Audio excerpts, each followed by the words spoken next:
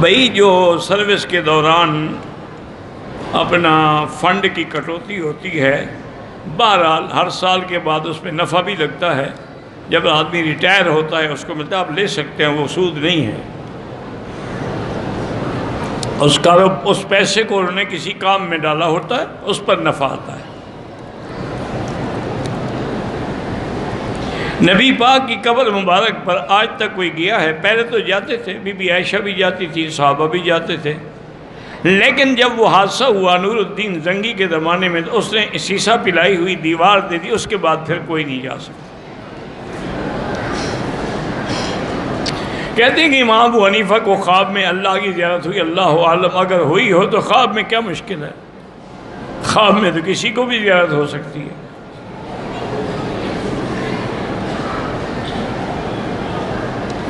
اگر کوئی بندہ ڈراموں میں کام کرتا ہے، وہ صراط مستقیم پہ چل سکتا ہے، ٹھیک ہے، کیوں؟ کافر تو نہیں ہے نا، گناہ کی بات ہے. اور پھر ضروری بھی نہیں کہ ہر ڈرامہ غلط ہو. بہرحال وہ کوشش کرے، بالکل صراط مستقیم پہ چل سکتا ہے.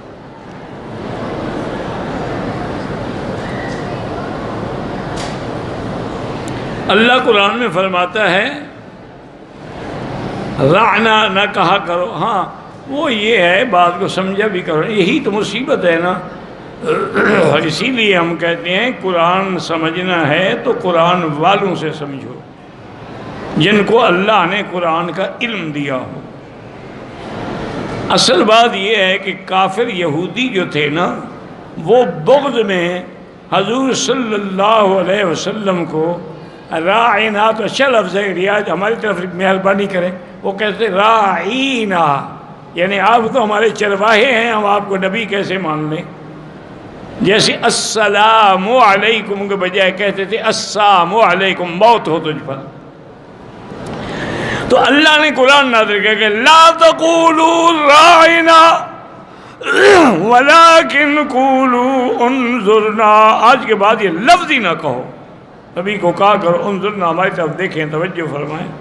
تو یہ لفظ اس لیے آیا تھا اور اس لیے اللہ نے حکم دیا تھا.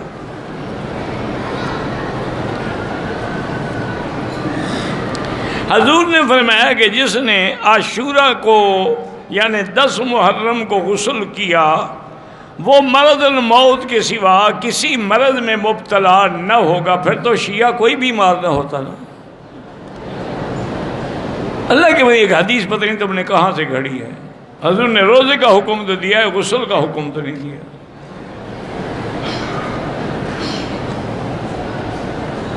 ہماری مسجد میں 10 محرم کو دیگ پکاتے ہیں، اس میں حصہ نہ ڈالیں، یہ بدعت ہے.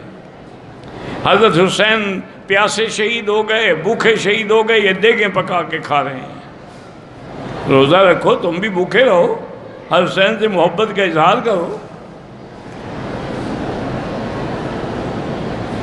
شہدائے کربلا کو ایصال ثواب کے لیے بالکل خیرات کر سکتے ہیں، کسی بیوہ کی مدد بھی کر سکتے ہیں، مسجد مدرسہ بنا سکتے ہیں. کھڑے ہو کے غسل کرنا جائز ہے. جب کھڑے ہو کے تمہارے ہاں کھانا پینا بھی جائز ہے تو غسل کیوں جائز نہیں؟ تم تو کھاتے بھی کھڑے ہو کے ہو نا، اونٹ کی طرح. مہذب لوگ جو ہے نا وہ کھڑے ہو کے کھاتے، جیسے اونٹ کھڑے ہو کے کھاتا ہے. بہرحال کھڑے ہو کے غسل کرو یا بیٹھ کے کرو، جائز ہے. فجر کی نماز میں آنکھ نہیں کھلتی. کوئی وظیفہ بتا دیں، اپنے دوست سے کہیں کہ وہ حیا کے جو لوگ ہیں نا ان کو تمہاری بارے میں بتا دے، وہ تمہیں 2 دن پکڑ کے بند رکھیں گے، ٹھیک ٹھاک ٹھکائی کریں گے، مجالے پھر آنکھ نہ کھلے. وظیفے کی ضرورت ہی نہیں ہے. کام کے لیے آنکھ کھل جاتی ہے، نماز کے لیے نہیں کھلتی اس کی آنکھ. حیض کی حالت میں عمرے ادا کیے، انا للہ و انا الیہ راجعون. اب ایک دفعہ پاک ہو کے عمرہ قضا بھی کرو، دم بھی ادا کرو. نہ پاکی میں تم نے عمرے کی. عجیب بات، اتنا تمہیں عقل نہیں ہے کہ حیض میں تو مسجد بندہ نہیں آ سکتا، طواف کیسے کرے گا؟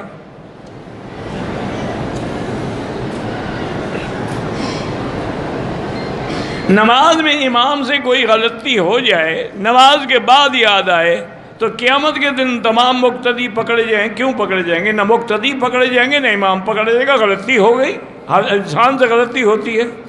اللہ نے یہی تو فرمایا کہ نسی آدم، آدم بھی بھول گئے۔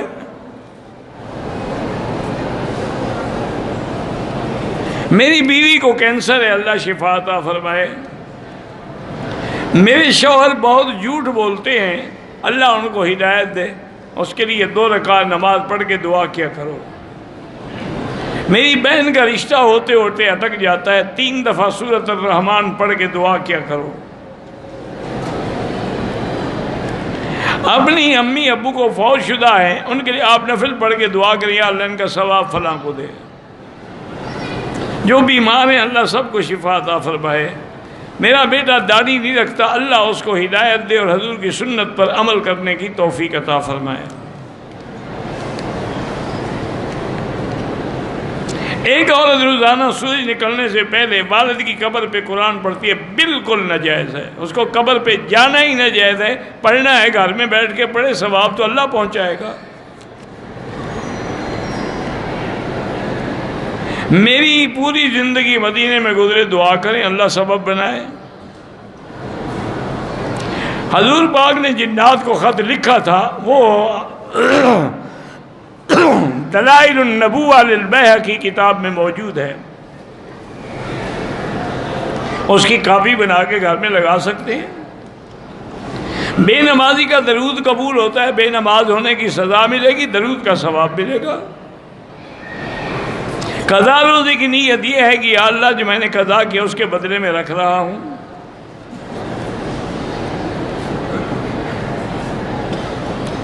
ہاں یہ حدیث بالکل ٹھیک ہے کہ حضرت معاذ سے روایت ہے، آپ نے فرمایا کہ ایک وقت آئے گا تو میرے صحابہ کے بارے میں لوگ جو ہیں ینقصون اصحابی، شان میں گستاخی کریں گے، فلا تجالسوہم، ان کے ساتھ نہ بیٹھا کرو۔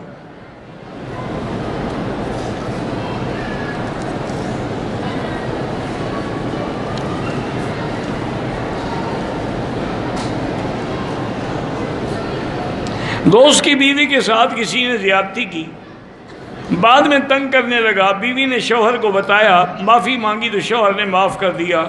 اب دوسرا شخص کھلے عام پھرتا ہے، بھائی اب اس نے معاف کر دیا، اس کے معاف کرنے سے گناہ تو معاف نہیں ہو جاتا نا، گناہ تو اس کے ذمے ہے نا، اسلامی سلطنت تو اس کو باقاعدہ رجم کیا جائے گا۔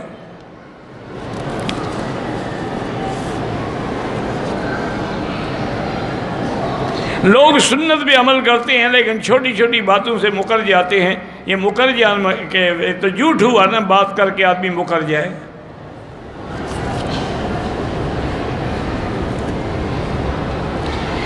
اللہ سے محبت کا تقاضا کیا ہے؟ میں نے آپ سے سیکھا ہے، میں آپ سے بہت پیار اور احترام کا، اللہ آپ کی جزائے خیر دے۔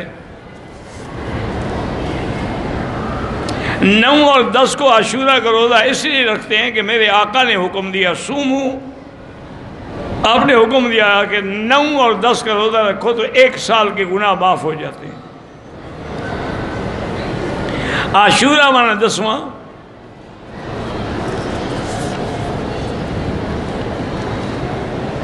بابا فرید کے مزار پہ جا سکتے ہیں، مزار پہ جا سکتے ہیں، مزار والوں سے مانگ نہیں سکتے، مزار پہ چوما چاٹی نہیں کر سکتے، مزار پہ طواف نہیں کر سکتے، سجدہ نہیں کر سکتے، جائیں کیوں نہ؟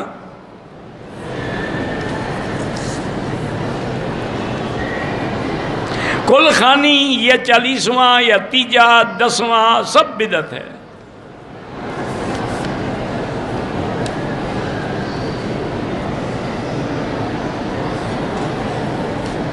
میں نے مکہ آیا، عمرہ کیا، ٹھیک ہے، حج بدل دادی کے نام کا کیا، ٹھیک، کوئی جزا نہیں، ٹھیک ہے، کوئی بات نہیں۔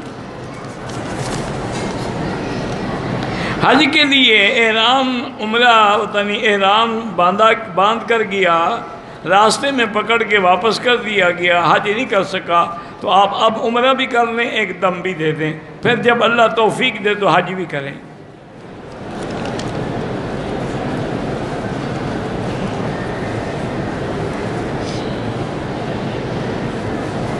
ہمارے علاقے میں میت کی قبر کھودنے کے لیے سارے علاقے والے آتے ہیں، کوئی قبر کھودنے کے لیے کوئی 100-200 بندے کی ضرورت ہوتی ہے، سارے علاقے والے جو آتے ہیں، بعد میں ان کو چاول کھلاتے ہیں، تو چاول نہ کھلاؤ مجالے آئیں،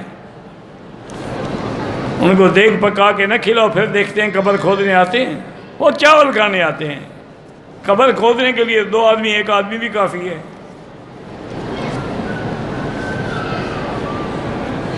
میں نے طواف کیا 2 رکعت واجب طواف نہیں پڑھے. اب جہاں مرضی ہے 2 رکعت پڑھ لو.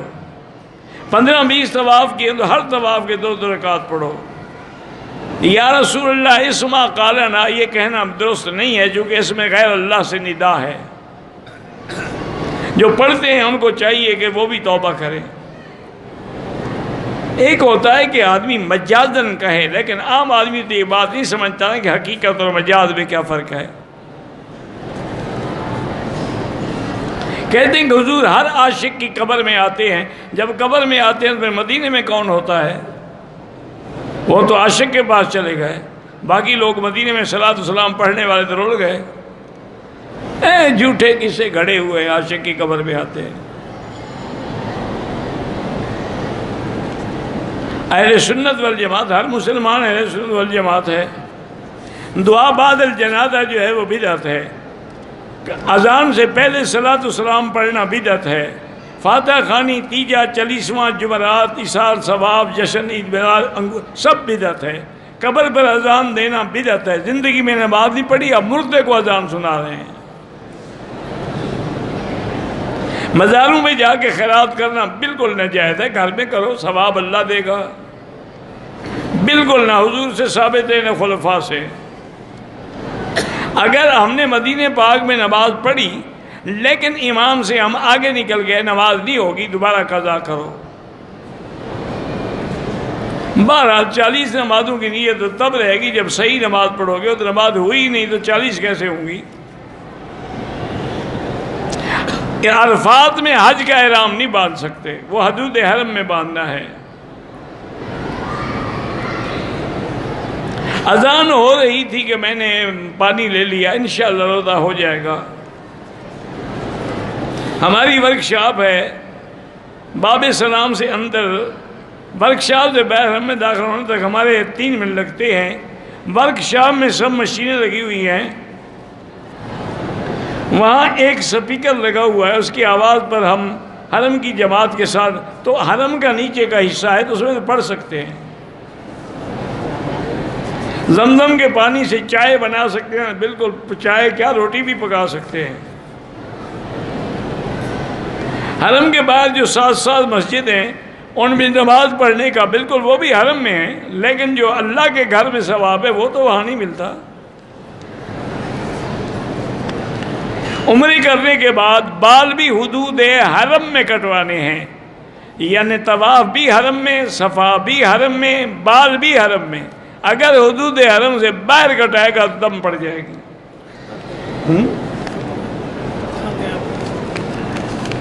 پتہ نہیں کس نے اب اتنا لمبا چوڑا خط آدمی کیسے پڑھے.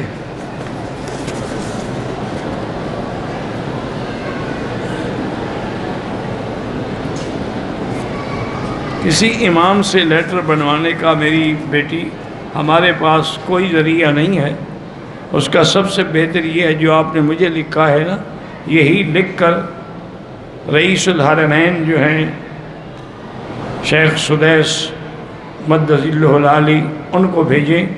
اگر اللہ نے ان کے دل میں بات ڈال دی تو وہ آپ کی مدد کر سکیں گے، ہم نہیں مدد کر سکتے. اللہم صلی علی سیدنا محمد وعلی آل سیدنا محمد مبارک وسلم. یا حی یا قیوم یا ذا الجلال والاکرام، یا ذا الجلال والاکرام، یا ذا الجلال والاکرام. یا الہنا الہ کل شیء الہ واحد لا الہ الا انت. اللہم انت المیسر لکل یسیر وانت علی کل شیء قدیر. اللہم یسر امورنا وامور اولادنا وبناتنا واخواننا وامور من اوصانا واستوصانا وامور المسلمین. اللہم یسر امورنا فی کل زمان وفی کل مکان یا حنان یا منان. اللہم استرنا بسترک الجمیل.